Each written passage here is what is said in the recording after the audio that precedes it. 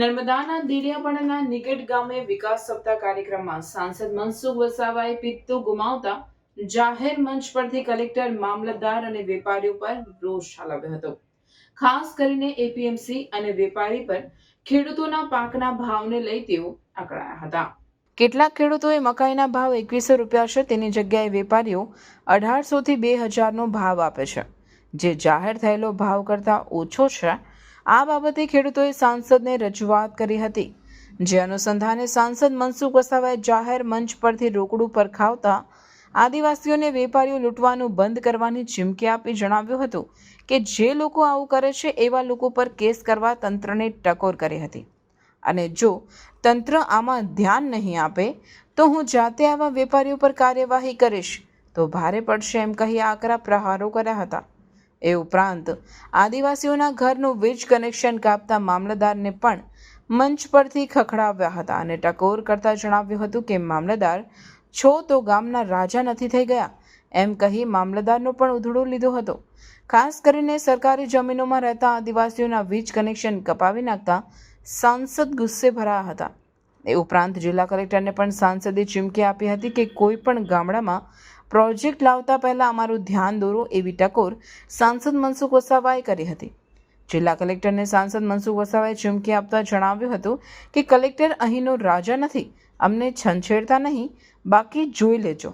પછી એવી ચીમકી પણ ઉચ્ચારતા સભામાં સન્નાટો વ્યાપી ગયો હતો અને જણાવ્યું હતું કે વિકાસ કરવો હોય તો પદાધિકારીઓ અને અધિકારીઓના તમામ સાથે રાખી કોઈ પણ પ્રોજેક્ટ લાવો, પરંતુ આદિવાસીઓને રંજાડવાનું કામ ન કરશો.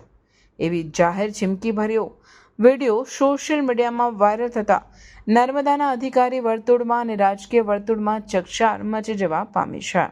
કલેક્ટરને પણ કહી દો તો કોઈ પણ પ્રોજેક્ટ અહીંયા લાવતા પહેલા અમારી સાથે પરામર્શ કરે. કલેક્ટર કઈ એનો રાજા નથી ભાઈ.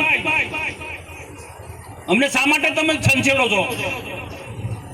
અમે વિકાસમાં માનીએ છીએ, તમારા પણ સહકારની જરૂર છે. એક હાથે તાળી નથી પડતી.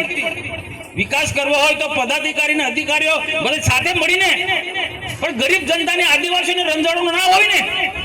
કાયદો કાયદો ભલે હોય, પણ કાયદામાંથી પણ વ્યવહારિક રસ્તો કાઢવો પડે કે ના કાઢવો પડે.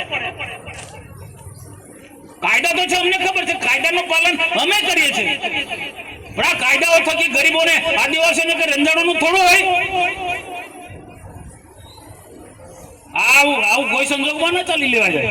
મકાઈની સારી ખેતી કરી. હમણાં 2-4 લોકોનો ફોન હતો, હું રેસ્ટોરન્ટ પર જમવા ગયા હતા તે વખતે, તો કેટલાક લોકો સાહેબ બહુ મહેનત કરે છે, મકાઈ પકવે છે, પણ એ ડેડિયાપાડાના કેટલાક વેપારીઓ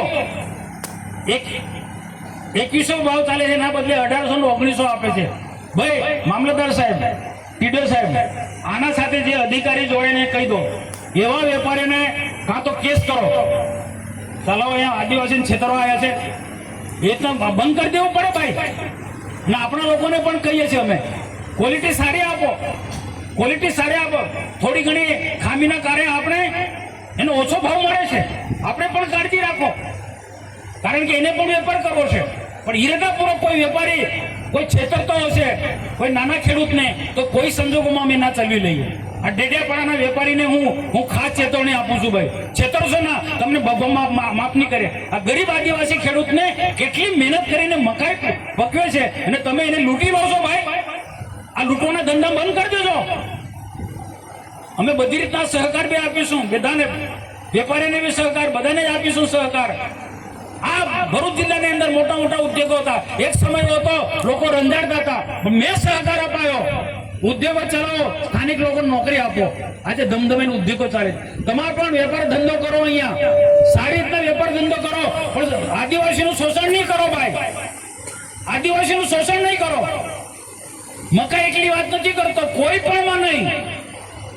અહીંયા ડેડિયાપાડામાં કોઈ પણ છે બાબતમાં આ વેપારી આદિવાસીનું શોષણ નહીં કરવું જો.